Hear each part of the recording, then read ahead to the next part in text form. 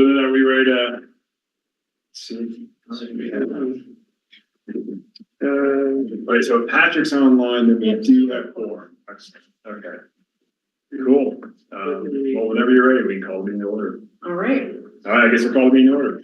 It's 5:32. Before we do that real quick, Jen just emailed about needing the link to this, so maybe send that to her before. Oh, yeah, okay. Oh, okay. If you have it, my computer's booting up, but I was. Oh, Jen, oh, here, I can promote her to promote a panelist since she raised her hand. So she is online here. She was able to. Hey, Jen, welcome. Hi, sorry. It's quite the mess you got behind you. You got your wallpaper. Oh, hey, whoa. Look at that. I guess that's a good mess. I like it.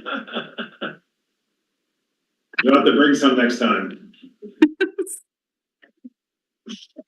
All right, okay, now we'll call the meeting to order. It is 5:32 still, so. All right, I guess, roll call. Okay, Jim Zarstein, Here. Miles Hoffman, here, Lisa Barnes, here, Patrick Payne, Here. Aditya Banerjee. Here. Great. Okay, everybody get a chance to look at the agenda, and I guess if we don't have any proposed edits, do we have a motion to approve the agenda? Lisa, anybody second? Second. Miles, there, all in favor?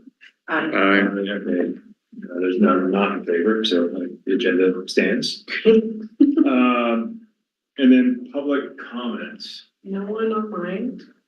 okay? We do have a guest here. You want Yeah. to introduce yourself? Yes, I'm Torka. what was your name? Torka. Torka? Yeah. Oh, nice to meet you. So, all right, cool. And so we'll have to do a photo at the end for. No, this is part of the government class? Yeah, nice, all right. I figured as much. You never know. Cool. Well, welcome to the ACES meeting. Yeah. Okay, I guess we'll move on to town council liaison. Jen, do you have any updates for us today? I don't think so. We haven't met with the, because it was a long month in March. I feel like I haven't met with the council for a while, so we have a meeting Monday, but no updates from me, yeah. Yeah. All right, Alexis, you're up next. Well, I have a lot of updates this month to make up for last month. So as promised, obviously, welcome to AB. We have a new ACES member. Just like you are, you know. Welcome. Also very exciting, we have a new staff member. So many of you know Sarah Nick, formerly of ACES. Our former ACES members is now our part-time building and code analyst. Nice. So that's very exciting, funded through our Dr. Todd grant. Awesome. So, yeah, and it was her first week this week, so really excited to have her on board. Speaking of grants, we were awarded just over $1.4 million for our TDM ordinance and pilots with incentives, so that's very exciting. That announcement should be forthcoming pretty soon, but that is going to be a fun project to work on over the next 4 years or so.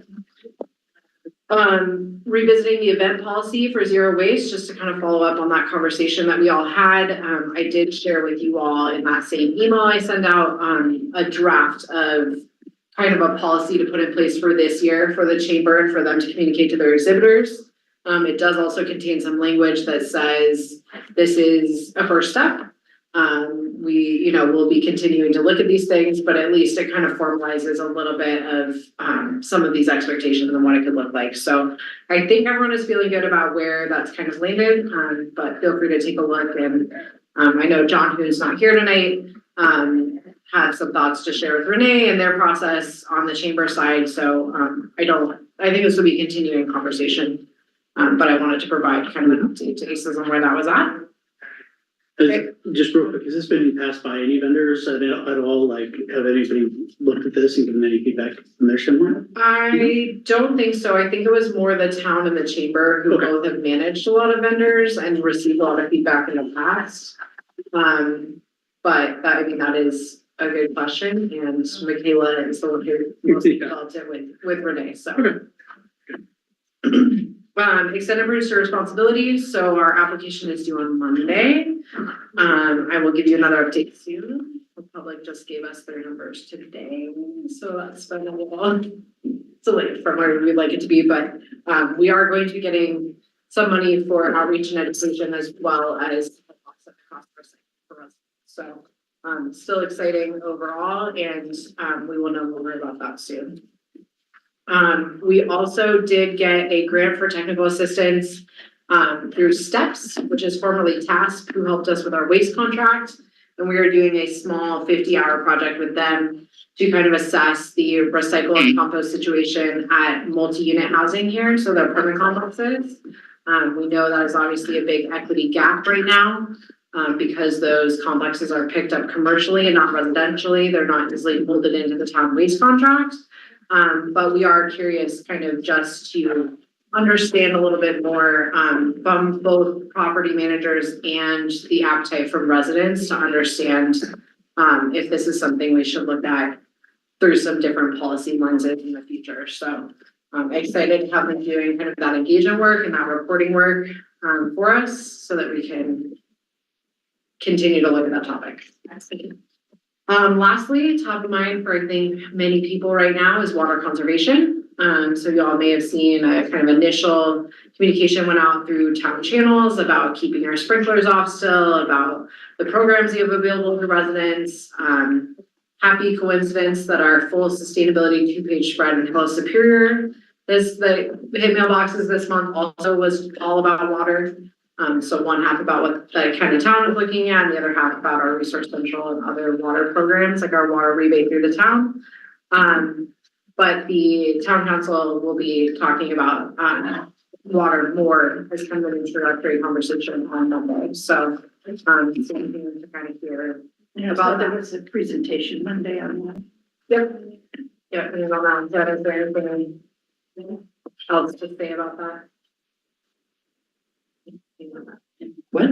So I was asking Jen if Jen. there was anything else she wanted to, Jen, is there anything else you want to share about the water conservation presentation on Monday? I don't think so. I don't expect we're going to do anything mandatory. I think it will be volunteer, but it really, I think we'll be focused on education for people and trying to help fight the tendencies to to turn sprinklers on now.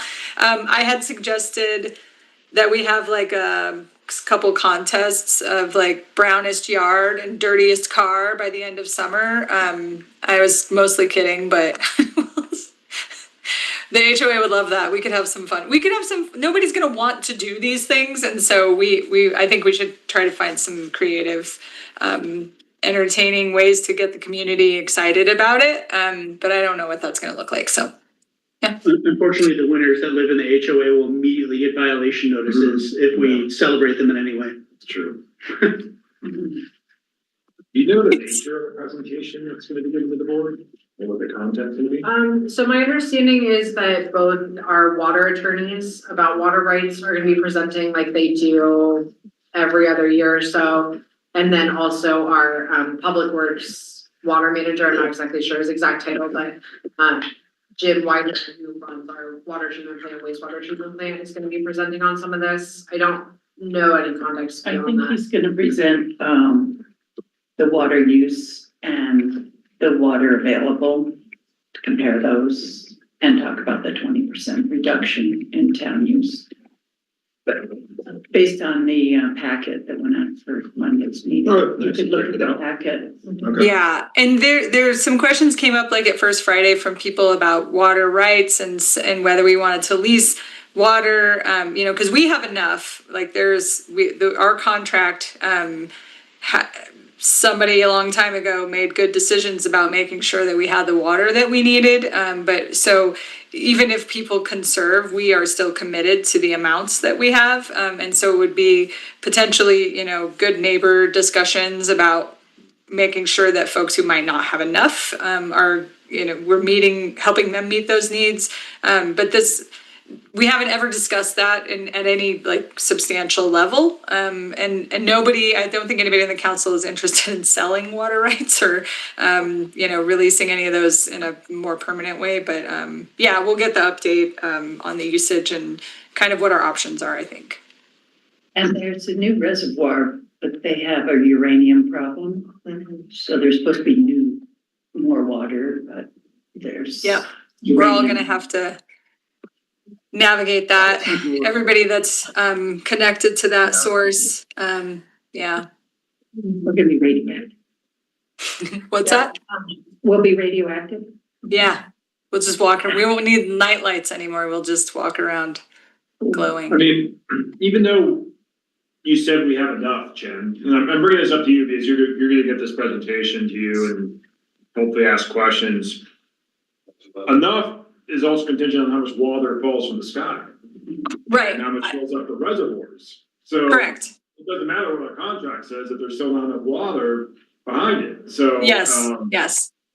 So that, I guess that, and that's the thing, and that's also making the assumption that water will eventually fall from the sky. So getting ahead of if this is a prolonged drought for the next couple of years, if this is a one and done. I'm happy to hear the attorneys are speaking because, yeah, Jen, you've told us many times, we have enough water, again, some attorneys really thought ahead and then planned out a really nice contract for Town of Superior's water supply, and that's great, but Yeah. There's still the nature piece that we can't control, so. I apologize. Yes, we have enough water commitment, but if there isn't water, it doesn't matter what our commitments are. Yeah. And so that's part of what we'll be discussing. Sorry about that. And this won't be a topic for council on Monday, but I think that there is a lot of work that's happened internally that is setting us up for a better conversation about this. So the turf roadmap that we're working on that both includes mapping all of our turf as well as we're getting further on our turf prioritization tool. That has some criteria and other things that ACES heard about. We did work on a draft drought plan last year, actually. So that hasn't been adopted or anything else, but we have some of these pieces in place that have had cross-departmental participation. And it's really helpful because the town is looking at cutting back about 20% on its irrigating. And looking at where strategically to kind of not be watering. So obviously it's not gonna be like your athletic fields or some of those like high use areas. But all of these tools are intended to help us make good decisions in a context like this, so. Well, unfortunately, you need something like this to happen to maybe move people along, but because of this situation, is it going to kind of slingshot us better into the turf removal, the conservation, the electronic meter installs? So if we ever get to a point where we are in drought restrictions, they can be enforced remotely. Instead of people driving around in their pickup truck and seeing these turn running their sprinklers and they shouldn't be, they can all be enforced electronically from the dashboard. Like, can these start moving forward up the conversation ladder, I guess is what I'm trying to say. Well, I think budget is a big part of that. Yeah, of So we'll course, talk about budget tonight. Smart meters, we've unsuccessfully applied for a couple grants for that, so that hasn't happened yet. Largely because I think the last cost I heard was about 1.3 million. So it's not insignificant for that transition. We'd love some outside support for that. But I mean, yes, I would love to continue talking about this. I think it's a perfect time to be bringing these kind of tools and policies forward. Yeah, exactly. That's my. And we've certainly seen, I've never had more interest from residents in our programs. We've had a lot of phone calls. We've had probably this last month the most water rebates in a single month through our town program. So definitely we're seeing the interest. And this is just the first conversation, I think, for council, and it's certainly not going to be the last, I don't think. Have you done for the Colorado Water Conservation Board grants? Yes. And you didn't get them before? We did. We got some to remove turf on one of our Rock Creek areas was because they had 2 rounds of that. That particular one is done. I can't remember if they also funded our drought plan. There's a twice a year grant they run. Yeah. That we just got at DPS. That's what I'm asking. So we had like $2.3 million. But it's a 50% match. But I was like, if we can come up with 50% for that 1.3 million for the sensors, then that would be an avenue to go for the other 50%. Potentially. But I mean, obviously, $700,000 is still a lot. Is that citywide, the 1 point something? For the that would be to replace, I think, all town water meters, So like, are we just gonna phase it out? Is that kind of the plan, or is it coming all? I believe so, it's a public works question, I don't think they wanna kind of split the difference, just because then you'd be maintaining kind of two separate systems that require different things. But I'm not sure, cause that kind of belongs. If I had to pick something off right now, I would make sure all the commercial families are either electronically right now. Cause I feel like the multifamily are most guilty of, I'm already seeing the multifamily turn on the sprinklers and Oh, water yeah, they're running all- down together. I mean, I think residents might be able, are in better control, they pay their own water bill, multifamily rolls up into a number that just is in the rent and people don't share as much. Sure. But anyway, I'm harboring you and Jim with ideas, because I'm sure it might be a very interesting topic. You might want to go to the meeting Monday. Yeah, my blood pressure will go up, I'm just kidding, yeah. but- Watch it Well, you on. could provide public I'll stop. comment. I'll turn off the spigot. Okay, okay. Continue, sorry, That's it, that's it for me. awesome. That's all the updates. That was a lot. That was a lot. Alright, anybody else? I know I could have jumped in, Patrick or AB, any other comments, questions? Okay. All good here. Thank you. Alright, thanks, Patrick. Okay, I guess we'll move on to discussion items. The facilities decarbonization plan presentation. All right. So another project we've been talking about for quite a while here is how we are going to electrify our municipal buildings and move down some of kind of the policy directions that come from our beneficial electrification plan. So just a reminder, for the beneficial electrification plan, it's kind of three buckets. One is new development that I think is really well addressed with the new energy codes that were just adopted. Another is, and also the roadmap that kind of commits us to progressively continuing down that road. Another is just the community-wide, so looking at rebates and the 1, 2, 3 electrifying, the other pieces that we've done in the past. And the third is how do we address our own buildings? And we've talked a lot about this with some of our new facilities. But ACES did help recommend $50,000 for this year to do a facilities plan looking at our remaining buildings. So we've actually done pretty extensive work on this particular building at this point, which is exciting. But we have some remaining. So our water treatment plant, our wastewater treatment plant, our town hall, the firehouse, which is the first building, and I'll get into those a little bit more, but just wanted to kind of bring this forward for ACES feedback and discussion as we kind of look at putting out an RFP. So that's what we're doing. Introduction, RFP, and then if you have any recommendations. So just wanted to put up a little bit of a timeline here.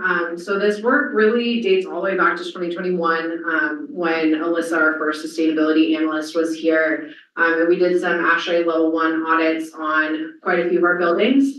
And the energy action plan that ACES really created was completed in that year. So this work dates back even further with energy and energy efficiency.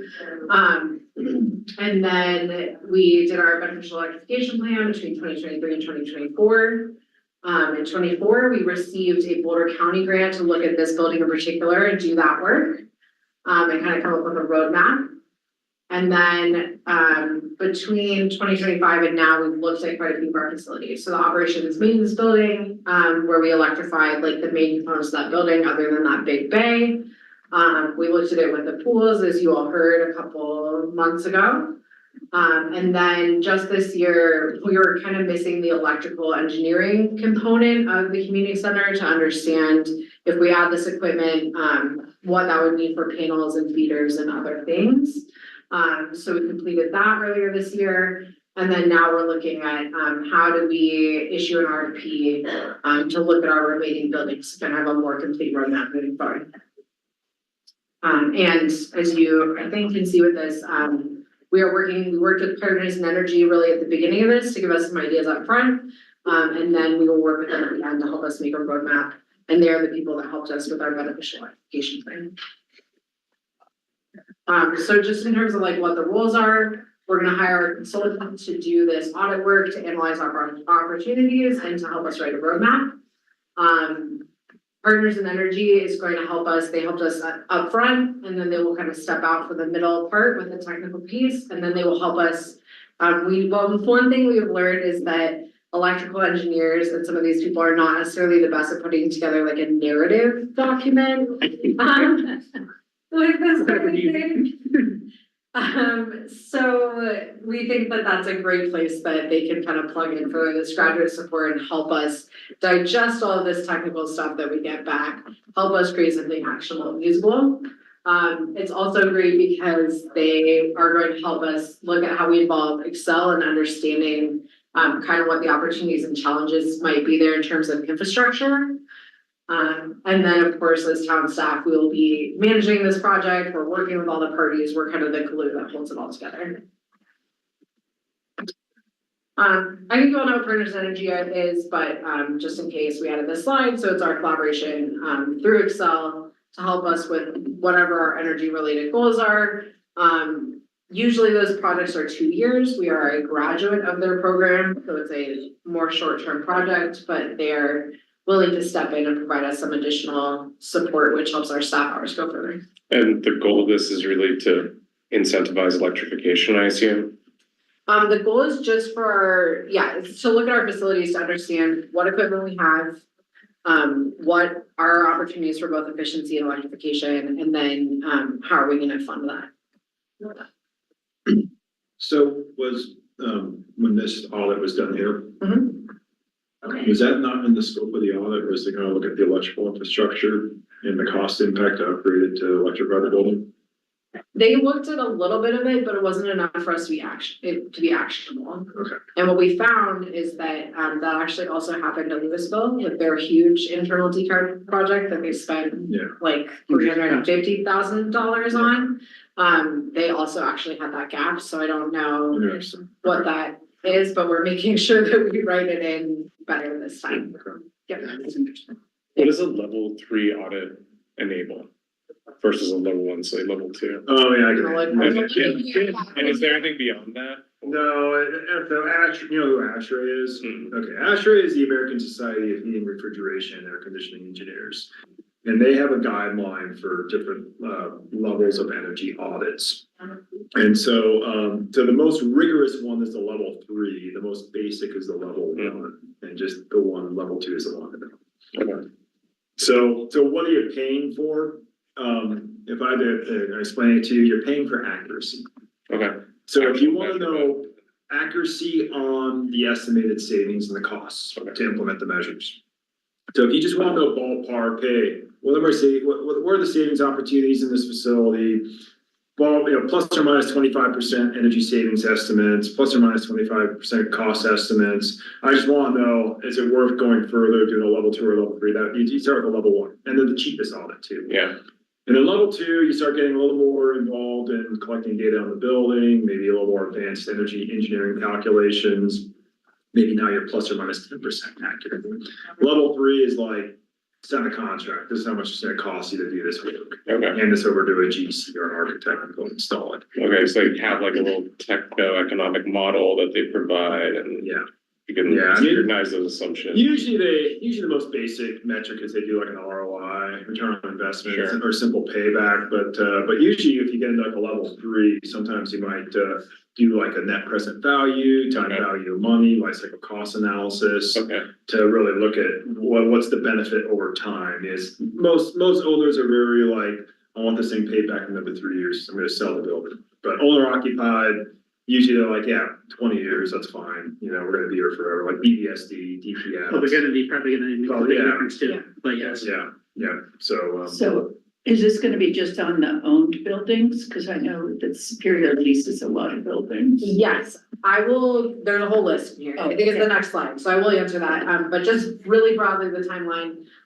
We kind of had Partners in Energy look at some of this already. They helped us make this presentation. Obviously, I'm here now presenting this to ACES.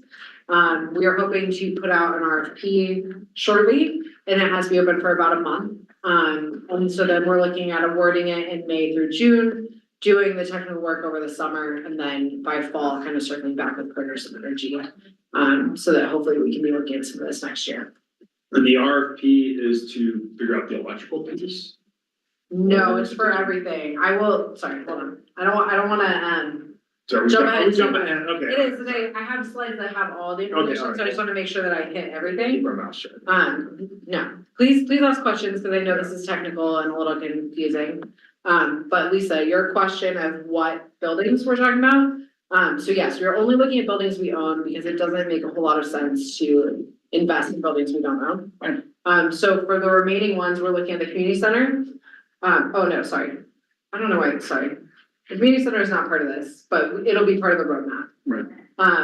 Water treatment plant, wastewater treatment plant, town hall, the miners museum, we're analyzing to see where it's at. And then the parks office that we call the firehouse, because it's all firehouse, we're looking at that as well. We're not including the operations and maintenance building or the pools, because we just looked at those through the building opportunities. And then civic space, we do not own the equipment. We do not actually own the equipment on that building. You own the building but not the equipment? We own, it's like a condo, we own like the inside of that building. But they provide the heating, electricity. Correct, so we do not own the heating or cooling equipment there. And so that's complicated, and then we're also not looking at like the building my office is in. The rented lease space next. The rented lease space, we're not evaluating that as part of this. Makes sense. Okay, RFP activities, so kind of split it into 3 buckets here.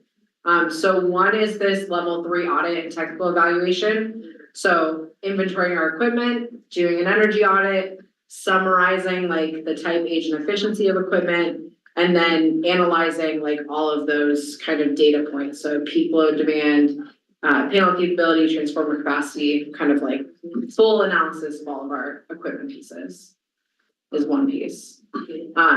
This opportunities analysis, I'm moving this out of the way so you can read it. So what's the envelope like? Can it be improved? What are the efficiency improvements? Because obviously, before we look at electrification, we want to make sure that our buildings are efficient and our envelopes are good.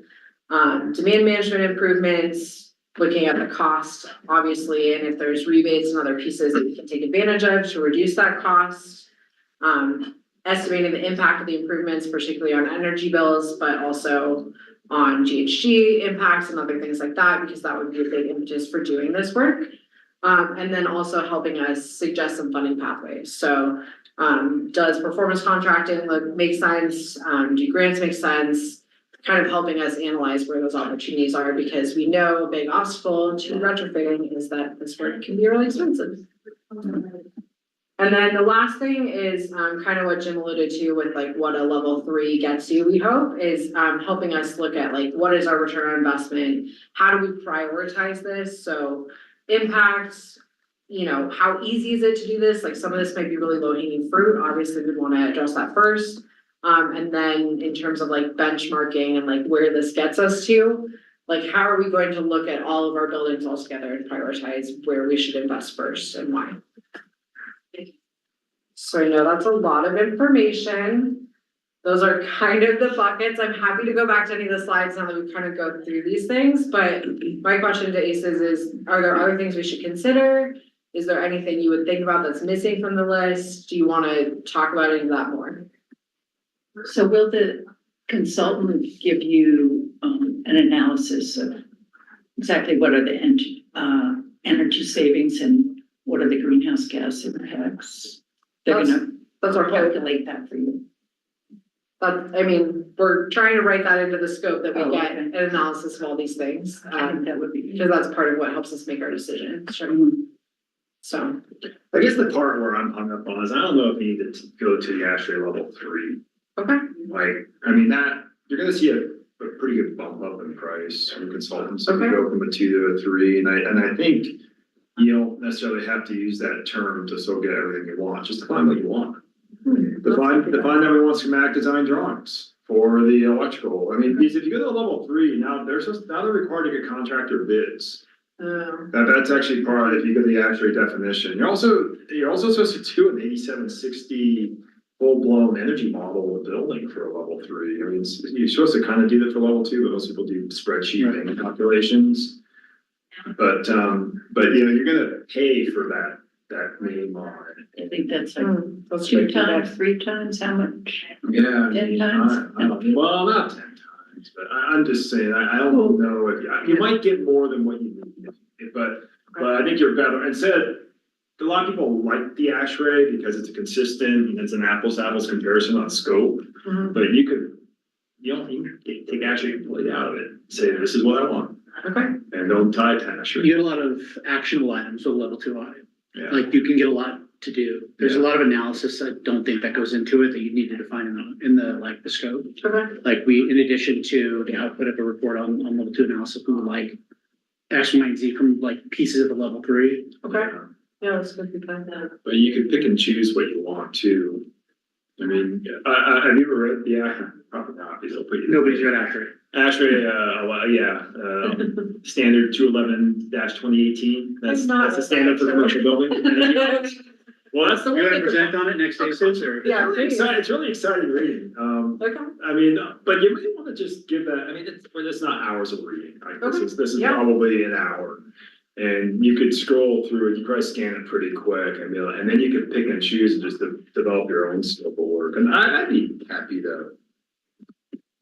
okay, yeah, we have a draft, RFP, but I mean, I like this idea, Because a level 3 doesn't necessarily mean they're gonna give you a schematic design and electrical system, which it sounds like that's really important piece, you know, hey, Yeah. how big are the feeders from the transformer to the building? Is the transformer big enough if we electrify? yeah, and that's what we've learned, is if we wanna do this, we need that information. Yeah, exactly. Jim, what was the, ASHRAE standard you wanted to look at? Actually, standard 211-2018. 211-20. I noticed off the top of my head because I just referred to it in another document today that I was working on, so. Well, this is great, Usually I don't have it memorized, I have to look it up, but.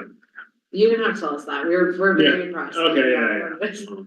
So, Okay, no, that's, I mean, this is Well, when you great work with feedback this to just stuff all kind of the time, define It's good. what we want. and I think it's gonna get you better, yes, I mean, that's the other problem, maybe from the DPS level or EVSD miles, but I feel like even the term level 2 audit is loosely interpreted in our industry. And the prices for the same building can be anywhere from 10 grand to 25 grand. Mm. And it is definitely what you pay, what you get for. And because of the whole Colorado BPS and Energize Denver, I think there are people that are doing drive-by level 2s because they're getting them, these are charging $10,000. I And mean, I'm wondering if there's a way to like narrow it down, because I mean, Yeah. I've generally worked with pretty good contractors on level 2 audits. I've also worked with some pretty poor ones that excel at signs on level 1 audits. So yeah, like, right. yeah. It's a mixed, I guess in general, it's a mixed bag, yeah. Yeah, I mean, we could also, if you'd like to like share the RFP for us to provide input on, I'm sure that's something we could do if that's within our purview. There's ways of obviously laying out experience and, past projects and project examples and things like that. So references, you can call on them. That helps. Do you have some suggestions for like criteria for selection that would help? Yeah, I mean, we could put some together. Yeah, I mean, I think if you had suggestions, that That'd would be be better way. more helpful. Okay. Of best practices or anything like that, because, yeah, this is, I mean, we had Excelogy, the level 1 audits, Right. and they're fine, but they're obviously not what we're gonna take action from. Yeah. They're more like To let you know basic what lighting needs to be imagery. replaced, right? Yep, so, this is our attempt to continue to move forward down this path and actually be able to look at the next 5 years is what I'm saying. Like, what is our lowest hanging fruit? What is our most return on investment? What are the ways we want to get there? And how do we start prioritizing this for budget, for planning, for other pieces? Or for grants or for anything else, but we need this kind of analysis to help us with that. Yeah. Yeah, I mean, we can, if there's are we trying to get this published by a certain date?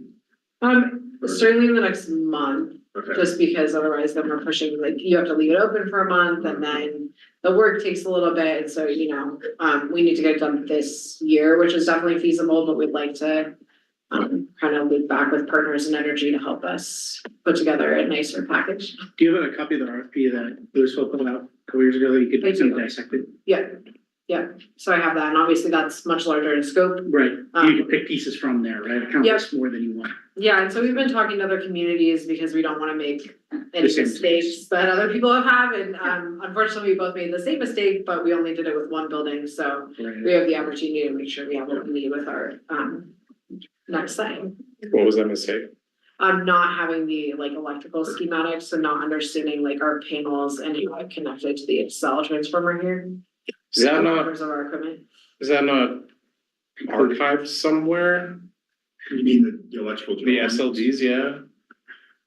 Most buildings have electrical drawings, but then, yeah, if you're gonna increase the electrical load of the building by electrifying, you can see if the panels have the capacity for it. Yeah, yeah. This is electrical schematics for the suggested improvements, right? Yeah, so they took Not- into account not if we were to do like heat pumps with electric Mhm. resistance backup, heat pumps with natural gas backup, like, you know, the different kind of pathways we could go down here.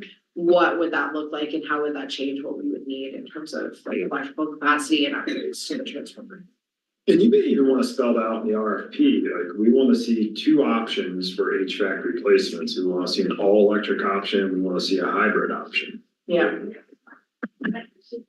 And then, I don't know, that's some interesting feedback we got from Aspen at the end, but we were out of budget, and I guess we're kind of blowing up the budget, is they wanted to know a business as usual price. oh, that's interesting. I mean, people on the city council might ask that question. Yeah, I mean, I know it's not going in the right direction to just replace gas with gas, Sure. but sometimes it helps financially minded folks to see that incremental difference. Like That's business as usual is interesting. 10,000, but it's 15,000 to do a hybrid, 20,000 for all electric. I'm just making it. Yeah. But with that, make sure to do the life cycle cost analysis. Exactly. Like that needs to be incorporated, because even if there's a minimal, it's actually not that different now between going electric versus gas for most bids, at least from what we've seen. Hmm. But the life cycle payback on all electric is much better than going Okay. gas. Yeah, And that, like a life cycle cost analysis, you can get a pretty good one done fairly cheaply yeah. at like an 80% solution as opposed to like a 100% detailed solution. Okay, that's helpful, and that's certainly information that we would want, Okay. so. It's great, Is that helpful? but yeah, very helpful. I think, you know, just changing some of the terminology to really spell out more what we actually want and what would be useful, knowing that we maybe don't have to stick to that criteria. Yeah, I would, yeah, if I were you, I'd leave the ASHRAE out of it, just define your own scope. Okay, well, we are working on that and any thoughts are welcome, so please email me if you have. Or if you, I mean, maybe it's not the full blown RFP, but if you wanna like email ACES just the scope of work, we could probably all, you know, all our experiences could go in there and say, add this, life cycle cost analysis, what Miles said, you know, stuff like that. Yeah, that's really helpful, thank you. All right, is that it for the decarb plan? That is, yeah, It's exciting work. Like it's a lot of work, but it's. it is, yeah. But it feels very important to do, right? It's like our biggest asset that we have, that we actually Biggest control, emitter. so. Yeah, Okay, front range, sustainability council advisory board meeting. So did all of you, I mean, I know I've been CCing you all but just out of curiosity, it looks like it was sent to ACES. Did you get the save the date? Yes. Yes. Okay, so that's the result of last month's meeting. We decided the 13th, and thank you, Alexis, for finding an available space. So we'll be over here. So the only open-ended item was just a budget for food. And we didn't think that'd be a big deal because we rarely spend all of our budget anyways. So I feel like when I've gone to these, I mean, I've only been to like 2 in the last couple of years. I went to one, Yeah, that's and right. they provided a nice snack, something like what we do here. Yeah, it wasn't extravagant. Small sandwiches. Yeah, and And yeah, cookies. yeah, exactly. Cookies are. Like almost like, I mean, like you don't even have to go like, you know, burrito bar or something like this. Like you just go get some stuff over at Safeway, you know, some bags of chips and stuff. I mean, if we're hosting, I'd like to at least support a local business to like Yeah. actually bring stuff in. So Boss Lady or something. Yeah, like no, that. no, I know. I know you do. I know. I'm just saying it doesn't have to. be We're not going to expensive. Safeway and buying the veggie platter. Yeah. Like, sorry. Like, I'm not gonna, we don't go that way. Okay, so, exactly, so anywho, so yeah, it's March 13th, 6 PM here. So I guess what are your thoughts on, I May mean, 13th, right? yeah, May 13th, like I feel like it was in the 30 to 40 range, the number of people that were there last time. And were you at that one that we went to at John down at, in Arvada? No, the one I went to, I was the only. Oh, you were alone there. in one, okay, And there were probably 40 people there. yeah, It was a guy from Boulder presenting. Yeah, okay, Plan, but that was in Westminster. okay, yeah, I missed that one. Was that the, butterfly balloon? Yeah. Yeah, sure. I think it's fair to assume between 40 and 50 people. Yeah. I mean, what the room officially holds 40, right? But they said Yeah. because I did ask about Which room are that we size. having? The long speak room, the one that the Oh, bigger okay, backyard, the bigger. and they can set it up however y'all would like. Yeah, and they're kind of spinning this as kind of a social gathering too, so it might have to be more people standing than sitting and so forth, so. So I don't know, what do you guys, I guess we just need a motion to approve a budget. Do we need to determine exactly what that budget is or a range? I mean, you need to give me an up to amount. Yeah. And then tell me if there's something that you would like boss lady or whatever, we can all coordinate it. Will we get it ourselves and then get reimbursement, or how is that? No, I can help you order it or have Lydia help do that. So if there's 40 people, you figure About 15 a person, $15 a person. yeah, that's $500-600 bucks. $600. Is that? And how much is in our budget? How much? We've been. You have $5,000 in Right, your a budget year. We should. per say year, up and I to think you've spent $1,000. I have to look, Michelle got a motion for something, but I think it was like $100. So I think you have like Most of it. most of the 5,000 left. I would move or propose $1,000 maximum That's it. for food. Can I count towards 750? I was leaning towards 750. Okay, sure. So, like, I mean, I know it's not covering drinks if we're gonna get drinks with all that stuff. Well, now that we can get the 2-liter bottles from Safeway. That we can get. And some red cups, yes. Yeah. You've been quiet. Any other input before we motion that one? I mean, this is a not to exceed, it's not gold. Yeah. Yeah, I think it'll be less than that, but. Especially if we go bobsledding, yeah, pizza is usually a pretty. Yeah. Any thoughts, Patrick? I'm tracking up to 750. Sounds good to me. I'm on board. All right, a motion to approve a budget up to 750 for food, drink. All right, drinks for I'll the thing. I'll second it. And we should have RSVPs, I think, for like, We're, help understand. I think we're supposed to, and I'll email, is it Mary Ann or something? I'll email. Right. Sorry, I interrupted the motion, Chair, I realized you didn't finish. There was a second and then. And then, I guess all in favor? Aye. Okay, no nays. Okay, so 750. But no, I guess to your point, yeah, we'll have to be in, I mean, probably up until the day before, right, with boss lady. Yeah, and they're very easy to work with. They're great. Diane over there is awesome. So that'll be easy to do. Jim, are you gonna continue to be the point person? Yeah, I'll continue Okay, that's- talking to him. Yeah, that's no problem. Cause I think the only Yeah, other, Maria is. the only other thing to discuss is ACES does have an opportunity to talk at the beginning about some of its priorities or accomplishments or other things. So are you gonna take the lead on? Yeah, I mean, I'm happy to take the lead, but I guess, do you all know if you're gonna make this? And if you can't, that's okay. You guys know that far out. And then, by the way, we do have ACES the next night, and then I think we're canceling the June meeting. Because I think many people are on vacation for June, including myself. I'm planning on being there. I'll be there.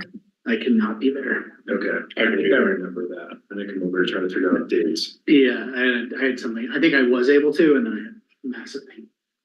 So yeah, they were gonna give us a 10 to 15 minute intro, which might be 3 times what we need, but yeah, just intro from ACES, you know, what the board is focused on, city strategic priorities, that's all she had us down for. And then the rest of the agenda is a 3 to 5 minute welcome from their steering committee, another 10 minutes from someone else, and then the rest of the time is mingling and opportunities for sharing, speed networking, and other icebreakers, depending on the size of the group and individual introductions. So yeah, this one definitely has less structure than the other ones you've been to, just kind of a hangout. It's nice to host though, too. Yeah, it's an easy one to host, yeah. Hey Jen, do you know if you'll make it? Or it's gonna be kind of last minute if you do? Yeah, no problem. Oh, you're on mute, Jen. Sorry, I Yeah, lost my me. Zoom. For the June meeting. No, May 13th, that Oh, front range, to see the the front building range. council. Let me see. I think I had that in my calendar. No time to Oh. go still. No, I have a regional homelessness and housing group that night. Yeah, no problem. I could send somebody though. If you want a council member to be there, I have a backup. I could send them, cause that's not, we don't usually meet then. I could see, if you want somebody there, I'm sure I would ask Mike. I'm sure he would wanna be there. I mean, it would be And then we nice. could have Mike there, I think it'd be a nice touch to have someone from council there. and maybe Mike could even talk about how the town is committed to. Yeah, I can, maybe both of us, Jen, I can ping Mike too on the side. Okay, yeah. Yeah, you asked how long, I think hour and a half, 2 hours max. okay. So, okay. Will there be a formal, like, will there be an invitation that goes out or just informally Well- let him know that that's when it is?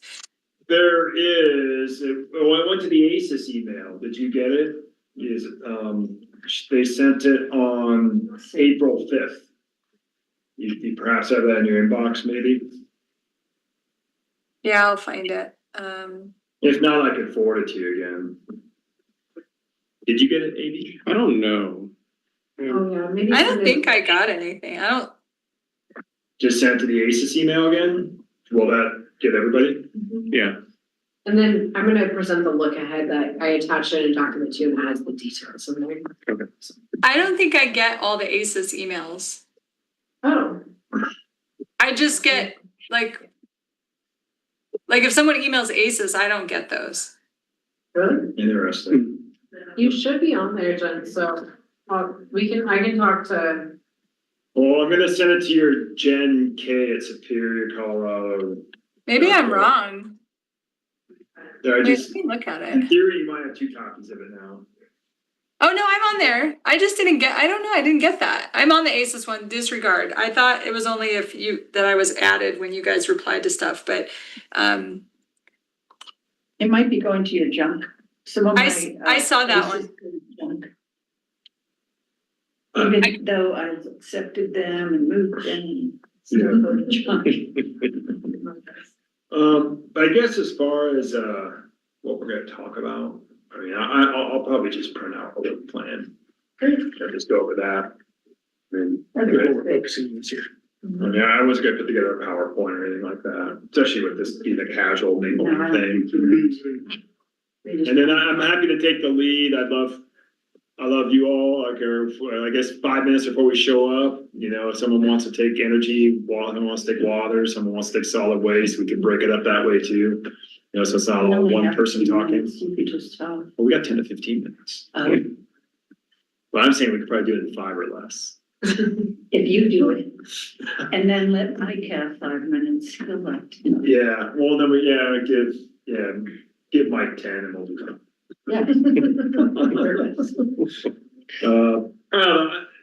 Maybe we'll just wing it. I mean, I'll print out a couple copies of the work plan and whoever, I mean, you're 100% up, right? And then AB, Lisa, Patrick, if you make it. Yeah, I'm 95% in. I'm planning on being there. Okay, cool. Okay, all right. So, We'll go snowboarding before the night. and then. Yeah, right? No joke.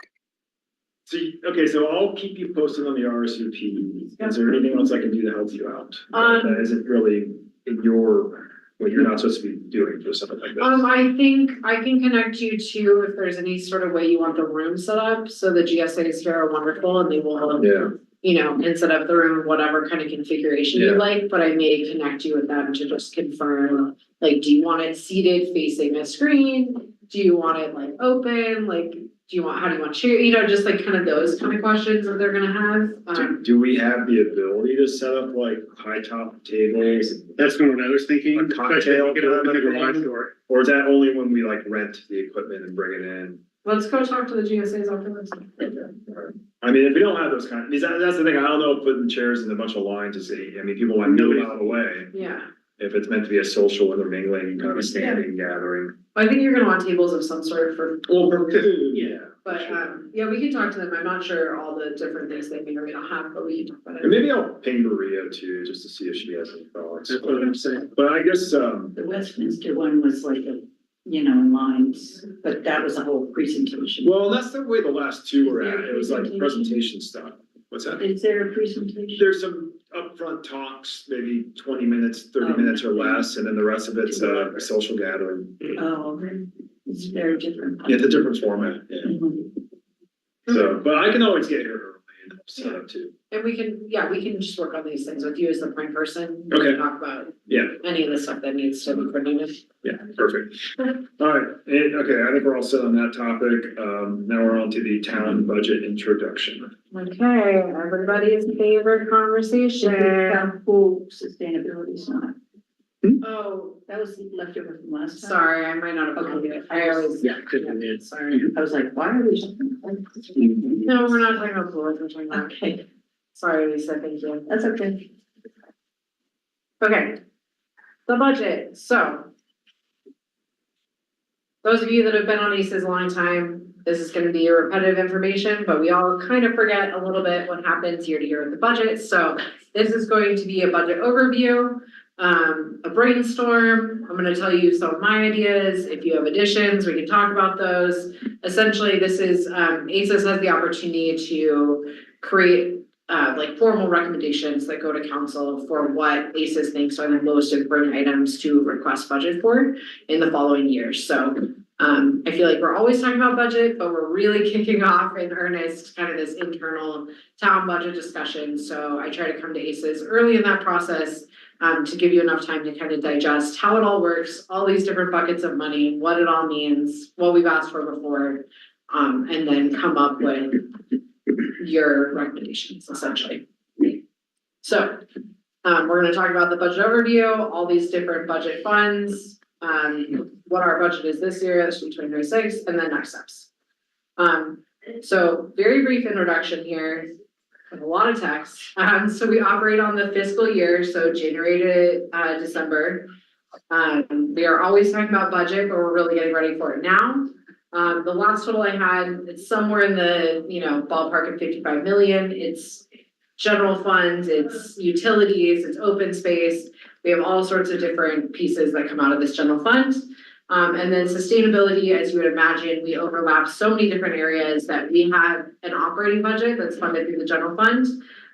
We have some money that comes from our capital improvement projects, which are like these long-term big projects that we need to look at over multiple years. Some of our water conservation pieces come from the water utility fund. ACES has its own budget, which we'll talk about. We talked about briefly of this $5,000. And so there's all sorts of different places this money comes from. And then of course, we always look for grant funding as well. And we've been incredibly successful as of late. So that's exciting. And that certainly helps augment all of our hopes and dreams here. So capital improvement covers these like large one-time capital expenses. So whether we're looking at electrifying our buildings or turf removal in a median or those big ticket items tend to be not in our operating budget, which is like roughly the same year to year, these ongoing pieces, but come from our capital improvement fund. So in this year, we have $100,000 that we're working with our parks team to look at turf reduction and irrigation improvements in line with this roadmap that we're creating. So we are coming up with a plan right now, whether that is partially going towards our match that we hope to get through SWEP. So we are applying for SWEP funding for the big median at the top of Rock Creek, or some other things. We're looking at kind of the most strategic use of those funds this year. The decarb plan that we just talked about, we have $50,000 in a general grant match. And we actually, between our TDM grant that we just got, and then we are updating our landscape code through a grant, we have spent that $50,000 or we'll spend it by the end of this year. And then we also have our $6,500 that goes towards our Boulder County Sustainability Grant that we typically get every year, where we get about $25,000 from that. This is a bigger pool of money than usual. I just wanted to point that out. It was a little less contentious. I guess maybe that's not the right word, but usually, we have to make really hard trade-offs in budget season, and I suspect it'll be more like that again this year. But the passage of the capital improvement program sales and use tax that was on the ballot at the end of 2025 really helped like free up some funds because that covered the pools, that covered the Rock Creek Parkway roadways, like some of these really big dollar amount projects that we hadn't had money to do before.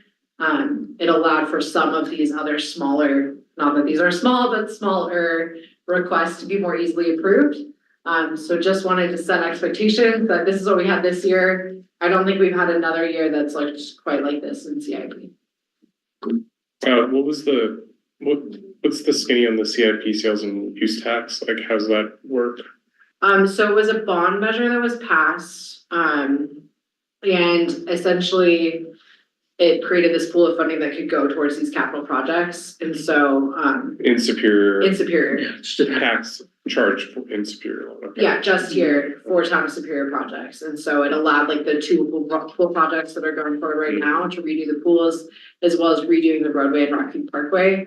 Those were all funded out of that. Okay, how large is the tax? It's a good question. Jen, do you know how large the tax is? Not without looking it up offhand. Yeah. I can find out though. Just give me a second. I can also Google it later. That's a good question. But yeah.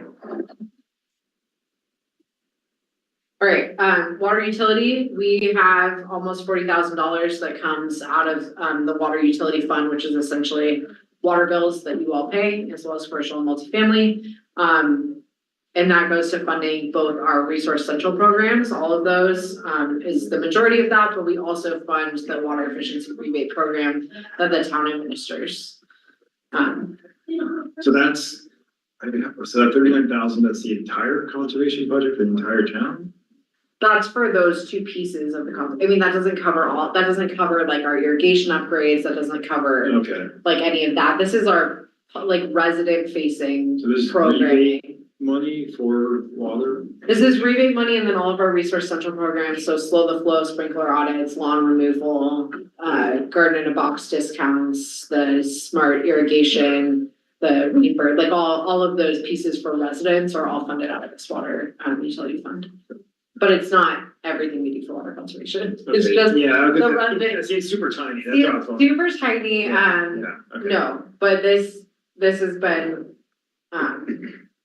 we've been within budget. Yeah. Previous years, so it's just these like, it's essentially a rebate, but not exactly, but the resident programs. Okay. And then, of course, ACES has its own budget, so you will have full discretion over this $5,000. Past projects have included home energy squad visits, residential upgrade incentives, swag, so like the branded bags, bundle boxes, those sort of things. So it's great for these smaller priorities that come out through the year, or ways that ACES wants to help support tabling or anything else. And this is your budget, so this is not, I don't have to approve it, you all just make motions of support, like we just heard. But I always like to highlight that you all have your own budget as well, for projects. Question, Yes, what happens to unused budget from the previous year? goes back to the general fund, there's no rollover. It's a good question though. All right, so here is the budget. So this is my sustainability operating budget. These are the things that are more or less the same year to year. The biggest piece that we pay for is the county hazardous waste facilities. So we basically pay for all residents to be able to take their hazardous materials there year round. We also combined all of our events into one budget line this year, just to make it easy. Our Hard to Recycle event coming up this weekend is the biggest piece of that chunk. That usually is about 13,000. We have money in here for rebates. We are still talking to Dr. Cog about that process, but hope to have something soon as an update for you. Like we talked about when Michaela was here, we also pay $15,000 towards all of our zero waste supported events. We have money in here for our sustainability dashboard software, for our EcoCycle programs, which are awesome, the Green Star School and the locker cleanouts and the field trips. We pay for all of those. We still have money in here for natural gas offsets, but I know that's something we can always revisit. And then green business, general engagement and outreach, so that helps with our materials and other pieces. And then home energy squad visits, we've seen quite a drop off in that, so I reduced that amount this year to be kind of more in line with what we're seeing. So This is our budget for this year. There's nothing in here that I plan on taking out. But this is kind of the full spectrum. And when's the hard deadline that has to be submitted by? ACES, for ACES? Yeah. ACES needs to make a motion to support next meeting. Oh, okay. Okay, and Jen is saying it's an 8.96 for the CIP, an increase of 0.315 from 2025. Is that what you were looking for? That's what you're looking for, right? The CIP, the sales and use tax specifically? Yeah, Okay, So basically it just went up from like 8.5 or 8.6. Yeah. Yeah. 8.6 to 8.9, right? where does it get charged? That's a portion of the total tax that, That's our sales. It's a sales Yeah. tax, so like anybody that comes to shop at like Costco and Yeah. like even from out of area pay that tax to support the roadways and everything else. Yeah.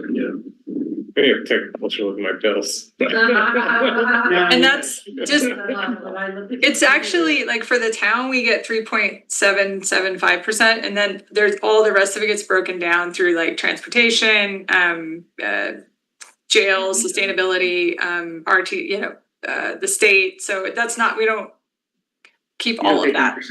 Yeah. I guess anybody has any preliminary thoughts or questions on Is that dashboard, we have to pay that every year? We do, it's an Just annual to have- cost. It's the annual Yeah. one, just to use the software. Yeah, I will say it's less money up front than many things I've seen, but there is an ongoing operating cost. It's kind of their model. And then are they grabbing all the data to populate the dashboard? No, we do not. Tam staff has to do that. Yeah. Actually, the total's 9.11. I forgot the Boulder County passed a mental health just on the ballot in November for a mental health and addiction services, which is like 0.15%. So it's higher than 8.96. It's 9.11. Really quick, I wanted to throw out kind of my ideas, and obviously ACES is welcome to add more, but I also would love ACES thoughts on prioritizing in a That's for brainstorm. 2027? It is 2027. Okay. Sorry, thank you. That's fine. I didn't change. It gets confused in my mind, and I know this came up before with ACES in the Dropbox too. It's confusing to think of the future year sometimes, but yes, you're right. This is 2027 budget ideas. So these are kind of the things that I have on my radar, and then I would love to open it up to ACES, both for if you have new ideas, but also what you think is the most important out of this list, because these are all. The thing about the place where we are now is that we've done a lot of the low hanging fruit that has less cost. And so a lot of the things we're looking at are higher cost items.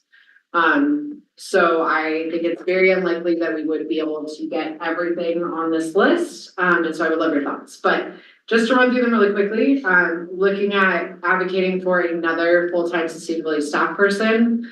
As we're looking into 2027, that means that we're going to be preparing for a Rock Creek waste transition unless something new happens. As you all may know, that was about 85 to 90% of my job just to do the town contract transition, which was about half the size of Rock Creek. So if we're going to be looking to do that, I think that staffing is going to be pretty important. Another item we've really talked about is our sustainability plan. So it was adopted in 2022 in January. These plans typically have about a 5-year life. We've done the low and medium hanging fruit in there. And I think that we could do nothing with it. We can say it's good enough for now. I think we could do a full update with a higher dollar amount. I also think we could do a lower hanging fruit version, which is kind of refreshing the plan, looking at where we are now, maybe doing a wedge analysis. That's what Louisville is doing. They're looking at really where the greenhouse gas emissions reduction savings are going to come from and like how to prioritize according to that. And that would involve kind of lighter touch engagement than a full update. What's the wedge analysis? It looks at like it looks at your emissions reduction goal is my understanding. And then it looks at some priorities within that actually tie to the reductions in a more like data driven way. And then helps you prioritize, of course. Strictly on the greenhouse gas. Correct. So by sector, where the greenhouse gas emissions are coming from, like a pie chart? Yeah, I can show you, I actually kept their example up if you want me to show you really quick. Yeah, because I've never heard of that. That's. Let's bring me back to my climate policy course in grad school. Then you can explain to us. I don't remember, Yeah, I I've come across it in the wild.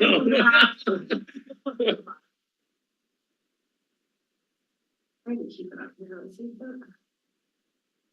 So, sorry, let me share my screen now. You're showing something there. I know, well, you can see it, but no one online can see it, so. Oh, I see. And this is a draft, this is just, but I also was like, what does this really mean? So. This part, so you can see. So they went through by sector and looked at various pieces here. And then they looked at like the reductions associated with those pieces. And what it would look like. So it involves the data, but it's less, you can see it's like less strategies than we have, but they're looking at like where would these reductions really come from? Oh, this is a Louisville spreadsheet? This is Louisville's, because I was curious about like, they have decided to not do a full plan update, so I was really curious about what that meant and what their costs were.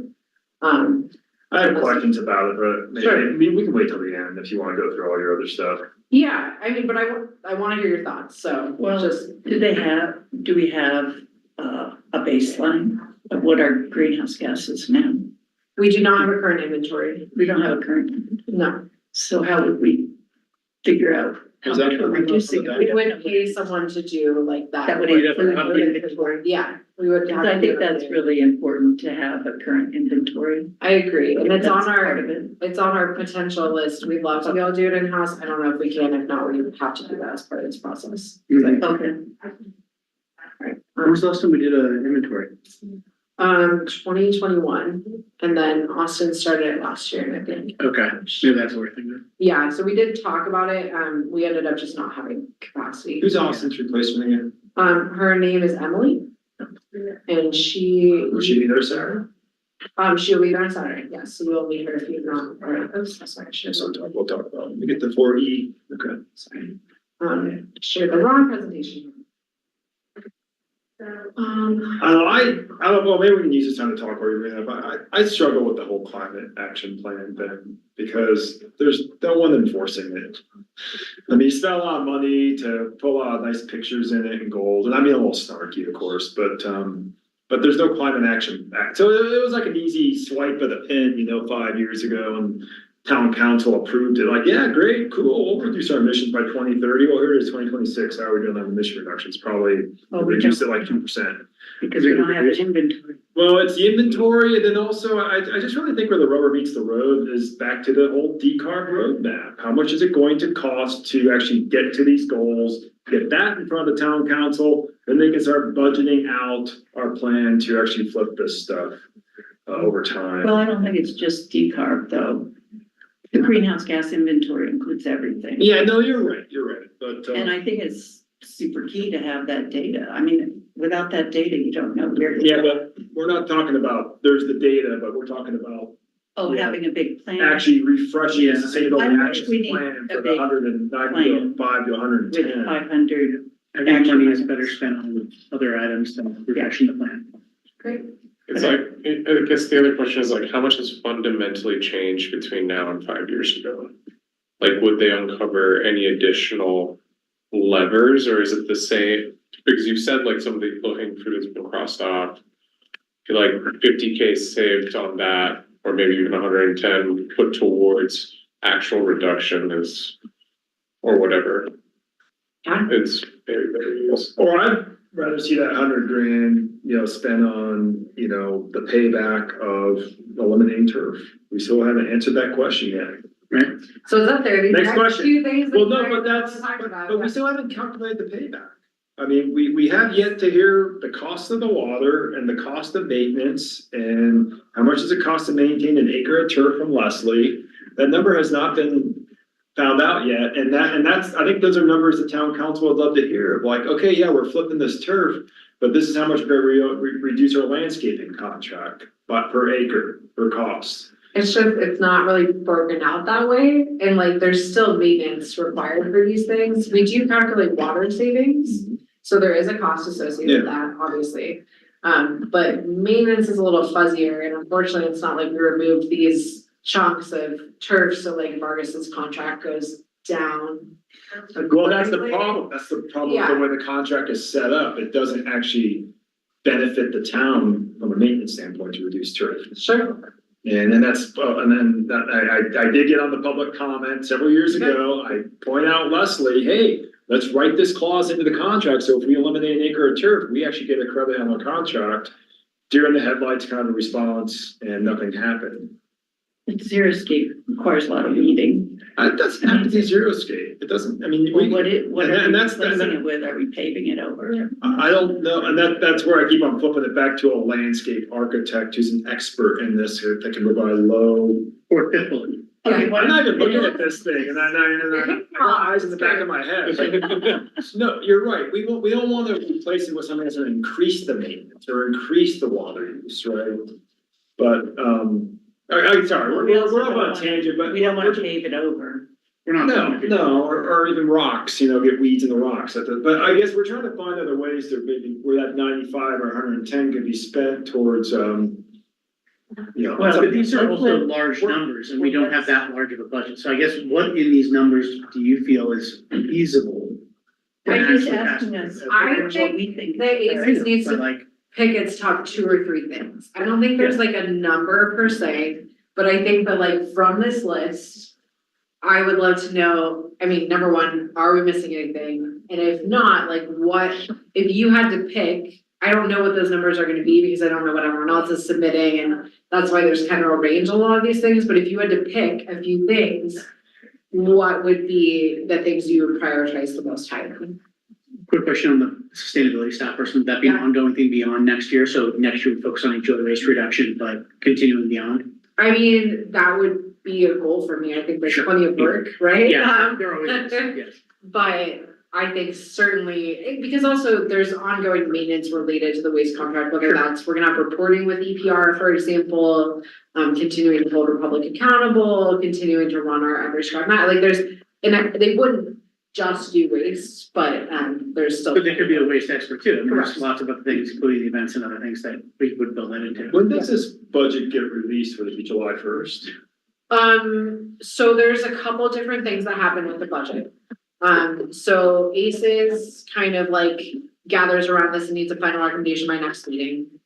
I believe it's usually end of May, beginning of June. We have a series of staff conversations. So all of the managers and department heads get together in a room. We go through the budget line by line. It's like 6 hours. It's a long time. We go through every single thing, and then Matt Magley, our town manager, and our assistant town manager, and some other people kind of like our budget director go through and kind of like look at what money we actually have, look at what additional cuts need to be made, and then there's staff and council, and then council has their own budget committee meetings, I believe, but then we also meet as staff and council in a budget meeting to kind of talk through all of this. And so all of that takes us through like the end of May through like July, August, and I wanna say it's like September, October that this like is getting like finalized at the council meeting. Got it, okay. So it's a long process,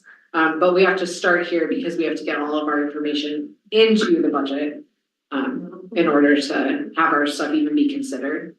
You know who I'd love to hire? That'd be an awesome job for an internship. And we know, the town staff doesn't have time, is an intern to go around and turn on every single irrigation zone and document which one works and which one doesn't work, and which one is shooting water into the street, which one is misting into the street. I mean, seriously, Is no that one not at the, part of our Vargas contract on start? Vargas doesn't, Matt Rarick says that Vargas does do that. I don't believe And it. he says that when they mow and when they do other activities, it continue, just like anywhere else with this large commercial equipment, it like continues to need to be refined. Please submit a C-click fix ticket anytime you see or No, it's doing not what it's not broken stuff. supposed to do. But this is tied to the GIS person, to help them map out where all the irrigation zones are on their GIS map, because that's gonna be part of the intelligence of that map. So they can figure out, okay, these are the zones we can shut off when we eliminate this turf. Yeah, and that's still a question, I think, of if we can map it with the irrigation zones, but we at least have a map of But water. I mean, does Matt have a map of all the zones and what they serve? And we're back to a $20 an hour intern. You have an awesome summer job, out in the sun, on the sunscreen every day, figure out where everything works. You can poach from Resource Central. Yeah, yeah, right? Graduate of Slow the Fluff. Anyway, that's an idea to consider, So- but, yeah. Getting back to the task at hand. Yeah. I think, from what I'm hearing is like the sustainability action plan, that can probably hold off for another year. Great. I think I am a big proponent of adding staff when because there's always more work that can be done and different mindsets. And the other three all make sense to me too. So I'm not trying to whittle down the four that are left, but between building and electrification, irrigation upgrades, landscape concept design engagement, like, I don't know, Jim, if you had to pick one between turf transition and irrigation upgrades and exploring the concept of landscape, concept and design, which one would you choose? One needs to go first. It's hard. So I'd because- have to say the bottom one, but I feel like if you're gonna transition turf, you need to know what to transition to. That's what I mean. Where you need the landscape architect. exactly. Because all of us aren't gonna say xeriscape or rocks or pave it over with concrete. You need someone that's gonna make it look good. Right. Then you take it out to Shape Superior and get the public's, and you get 1,000 more voices.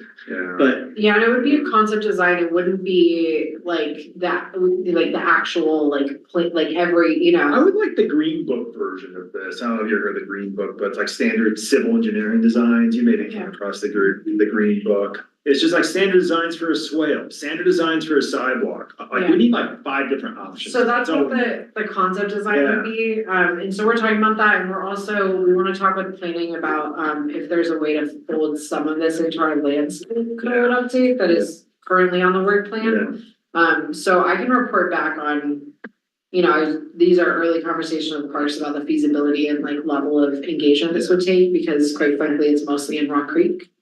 And so there's just extra engagement needs potentially there, but, I'd just like to add my 2 cents. I think that the greenhouse gas inventory is very important. I mean, we're not going to know if we're reducing if we never do an inventory. That's a good point. yeah. And I know Miles just said sustainability action plan. I don't think we need to do the whole plan. And he said it can be put on hold, but I think we do need to do the greenhouse gas inventory. I appreciate that. Yeah, it's a good one. So- What do you ask? Well, so this is basically just the ask, right? This is not necessarily coming from a specific pot that ACE, or that the sustainability priorities usually get like on a year-to-year basis. No, so just to break it down, the staff person would be general funded. Yeah, Sounds like sustainability plan is out. The electrification and turf transition, those would be from the capital improvement budget. okay, In that larger, again, that is general fund, but kind of a different form of it. And then the landscape concept, if that was gonna happen, that would be through the parks operating budget or capital improvement budget. But they would be leading that if that happens. yeah, I think it'd be interesting to understand where the financing partnerships could be. Like how much of this could be grant eligible, what that map looks like, cause that could, determine, well, maybe we can do some of this stuff at a lower rate or, find outside funding for, I don't know, it's just initial thought. Yeah. But, One thing I guess I didn't put on here that we have asked for is I mentioned earlier, that's in our budget this year, is we did include kind of a $50,000 sustainability match. Like to look at these various, as the funding sources come up, to kind of look at those project types and see. I think we've been very successful since having a grants person. So we are like just staff capacity limited a little bit in how many we can go after, but I think it's still worth certainly considering, of course. Do you know what the first person would do? Staff sustainability, are you just busting at the seams, like you just need help or? It'd be the Rock Creek transition first and foremost.